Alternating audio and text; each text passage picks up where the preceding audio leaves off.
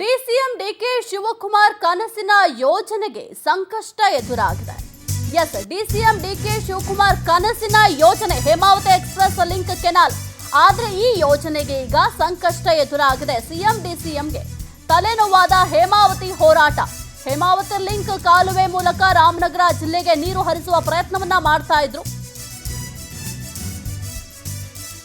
ಕೆಲ ಶಾಸಕರು ರೈತರ ವಿರೋಧದ ಹಿನ್ನೆಲೆ ಕಾಮಗಾರಿ ತಾತ್ಕಾಲಿಕವಾಗಿ ಸ್ಥಗಿತವನ್ನ ಮಾಡಲಾಗಿದೆ. ಬಿಜೆಪಿ ಶಾಸಕ ಸುರೇಶ್ ಗೌಡ ನೇತೃತ್ವದಲ್ಲಿ ಹೋರಾಟ ತೀವ್ರಗೊಂಡಿತ್ತು. ಕಾಮಗಾರಿ 40% ನಡೆದಿರೋದ್ರಿಂದ ಸರ್ಕಾರಕ್ಕೆ ಭಾರಿ ತಲೆನೋವಾಗ್ತಾ ಇದೆ. ವಿರೋಧದ ನಡುವೆ ಕಾಮಗಾರಿ ನಡೆಸೋದು ಬಹಳ ಕಷ್ಟವಾಗಿದೆ. ಈಗಿನ ಪರಿಸ್ಥಿತಿಯಲ್ಲಿ ಹೋರಾಟಗಾರರನ್ನ ಡಿಕೆ ಶಿವಕುಮಾರ್ ಯಾವ ರೀತಿ ನಿಭಾಯಿಸ್ತಾರೆ ಅನ್ನೋದನ್ನ ನೋಡ್ಬೇಕಾಗತ್ತೆ. ಮುಂದೆ ಯಾವ ರೀತಿ ನಿರ್ಧಾರ ಕೈಗೊಳ್ತಾರೆ, ಯಾವ ರೀತಿ ಹೋರಾಟಗಾರರನ್ನ ಮನವೊಲಿಸುವ ಕೆಲಸವನ್ನ ಮಾಡ್ತಾರೆ ಅಂತ ಕಾದು ನೋಡ್ಬೇಕಾಗತ್ತೆ. ಇನ್ನು ಡಿಸಿಎಂ ಡಿಕೆ ಶಿವಕುಮಾರ್ ಅವರ ಕನಸಿನ ಯೋಜನೆ, ಈ ಯೋಜನೆಯನ್ನ ಜಾರಿಗೊಳಿಸಬೇಕಂತ ಸಾಕಷ್ಟು ಕನಸನ್ನ ಹೊತ್ಕೊಂಡಿದ್ರು. ಆದ್ರೆ ಹೋರಾಟಗಾರರು ಇದಕ್ಕೆ ಅಡ್ಡಿಪಡಿಸ್ತಾ ಇದ್ದಾರೆ.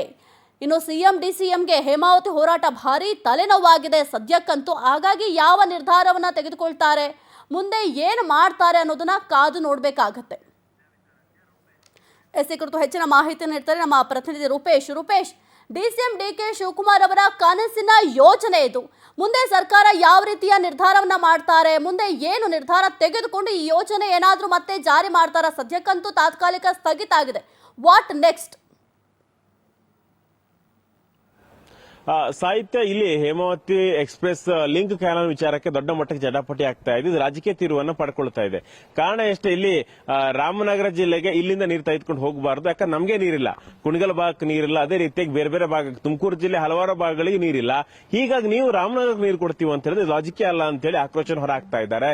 ಹೀಗಾಗಿ ನಿನ್ನೆ ಸುರೇಶ್ ಗೌಡ ಬೆಂಗಳೂರು ತುಮಕೂರು ಗ್ರಾಮಾಂತರ ಬಿಜೆಪಿ ಶಾಸಕ ಸುರೇಶ್ ಗೌಡ ನೇತೃತ್ವದಲ್ಲಿ ಹೋರಾಟ ಆಯಿತು. ಹೋರಾಟದಲ್ಲಿ ಏನಾಯಿತು, ಎಲ್ಲದೂ ಗುಡುಗುತ್ತಿದೆ. ಎಸ್ಪಿಗೆ ಗಾಯ ಆಯಿತು, ಸಾಕಷ್ಟು ಜನ ಲಾಠಿ ಚಾರ್ಜ್ ಆಯಿತು. ಇಲ್ಲಿ ಕ್ಯಾನಲ್ ಮುಚ್ಚುವಂತ ಕೆಲಸವನ್ನಕ್ಕೆ ಮುಂದಾದ್ರು. ಅದಾದ ಬಳಿಕವಾಗಿ ಸದ್ಯಕ್ಕೆ ಕಾಮಗಾರಿ ತಾತ್ಕಾಲಿಕವಾಗಿ ಇಲ್ಲಿ ನಿಲ್ಲಿಸುವಂತ ಕೆಲಸವನ್ನು ಮಾಡಲಾಗಿದೆ. ಅವರ ಪ್ರಶ್ನೆ ಎಷ್ಟೇ, ನೀವು ಮೊದಲದಾಗಿ ತುಮಕೂರಿಗೆ ನೀರು ಕೊಡಿ, ತುಮಕೂರು ನೀರು ಕೊಟ್ಟ ಬಳಿಕವಾಗಿ ಆ ನೀರನ್ನು ತೆಗೆದುಕೊಂಡು ಹೋಗಿ ಅಂತೇಳಿ. ಆದ್ರೆ ಡಿಕೆ ಶಿವಕುಮಾರ್ ಸೇರಿದಂತೆ ಹಲವಾರು ನಾಯಕರು ಪ್ರಶ್ನೆ ಎತ್ತಿರ್ತಕ್ಕಂಥದ್ದು, ಹಿಂದೆ ಇದೇ ಸಮ್ಮಿಶ್ರ ಸರ್ಕಾರ ಇದ್ದಾಗ ಯೋಜನೆ ಪ್ರಪೋಸ್ ಆಗಿತ್ತು, ಬಿಜೆಪಿ ಸರ್ಕಾರ ಇದ್ದಾಗಲೂ ಕೂಡ ಯೋಜನೆ ನಡೆದಿತ್ತು. 40% ಯೋಜನಾ ಕಾಮಗಾರಿಗಳಾಗ್ತಾ ಇದೆ, ನೀರು ತೆಗೆದುಕೊಂಡು ಹೋಗಬೇಕಂತ ಪ್ರಯತ್ನಗಳೆಲ್ಲವೂ ಕೂಡ ಆಗ್ತಾ ಇದೆ. ಈ ಸಂದರ್ಭದಲ್ಲಿ ರಾಜಕೀಯ ಕಾರಣಗಳನ್ನ ಇಟ್ಟುಕೊಂಡೇ ವಿರೋಧ ಮಾಡೋದು ಸರಿಯಲ್ಲ. ಯಾಕಂದ್ರೆ ಹಿಂದೆ ಬಿಜೆಪಿ ಕಾಲದ ಅವಧಿಯಲ್ಲಿದ್ದವರು ಕೂಡ ಸ್ಟಾಪ್ ಮಾಡಿರಲಿಲ್ಲ. ಈಗ ಕಾಮಗಾರಿ ಅರ್ಧ ಪೂರ್ಣಗೊಳ್ತಾ ಇದೆ. ಈ ಸಂದರ್ಭದಲ್ಲಿ ಮಾಡೋದು ಎಷ್ಟು ಮಟ್ಟಿಗೆ ಸರಿ ಅಂತೇಳಿ ಆಕ್ಷೇಪವನ್ನು ಎತ್ತಾ ಇದ್ದಾರೆ.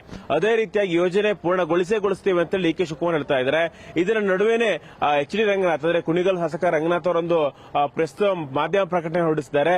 ಅವ್ರ ಮಾಧ್ಯಮ ಪ್ರಕಟಣೆ ಏನಿದೆ ಅಂತ ಹೇಳಿದ್ರೆ, ಇಲ್ಲಿ ಯಾವುದೇ ಬೇರೆ ಬೇರೆ ಜಿಲ್ಲೆ ತೆಗೆದುಕೊಂಡು ಹೋಗುದಿಲ್ಲ, ಕುಣಿಗಲ್ ವ್ಯಾಪ್ತಿಗೆ ಈ ಒಂದು ನೀರನ್ನು ತೆಗೆದುಕೊಂಡು ಹೋಗ್ತೇವೆ. ಇದಕ್ಕೆ ಯಾರು ಕೂಡ ಅಡೆತಡೆ ಮಾಡಬಾರದು ಅಂತೇಳಿ, ರಾಜಕೀಯ ಷಡ್ಯಂತ್ರಕ್ಕೆ ಬಲಿ ಆಗಬಾರದು ಅಂತೇಳಿ ಅವರು ಬ್ಯಾಟಿಂಗ್ ಅನ್ನು ಮಾಡಿದ್ದಾರೆ. ಆದ್ರೆ ಡಿ ಕೆ ಶಿವಕುಮಾರ್ ಹೇಳ್ತಾರೆ, ಕೇವಲ ತುಮಕೂರು ಮಾತ್ರ ಅಲ್ಲ, ಅದು ಬೇರೆ ರಾಮನಗರಕ್ಕೂ ತೆಗೆದುಕೊಂಡು ಹೋಗ್ತೀವಿ ಅಂತೇಳಿ. ಆದ್ರೆ ಪಕ್ಷದಲ್ಲೇ ವಿರೋಧಾಭ್ಯಾಸಗಳಿದೆ, ರಾಜಕೀಯವಾಗಿ ಒಂದಿಷ್ಟು ಕಾರಣಗಳಿದೆ ಅಂತೇಳಿ ಒಂದಿಷ್ಟು ಚರ್ಚೆಗಳು ನಡೀತಾ ಇದೆ. ಒಟ್ಟಾರಾಗಿ ಯೋಜನೆ 40% ನಡೆದಿದೆ. ಈಗ ಯೋಜನೆ ಕೈ ಬಿಡುವಂತ ಪ್ರಶ್ನೆ ಇಲ್ಲ ಅಂತೇಳಿ ಡಿ ಕೆ ಶಿವಕುಮಾರ್ ಅವರು ಸ್ಪಷ್ಟಪಡಿಸಿದ್ದಾರೆ.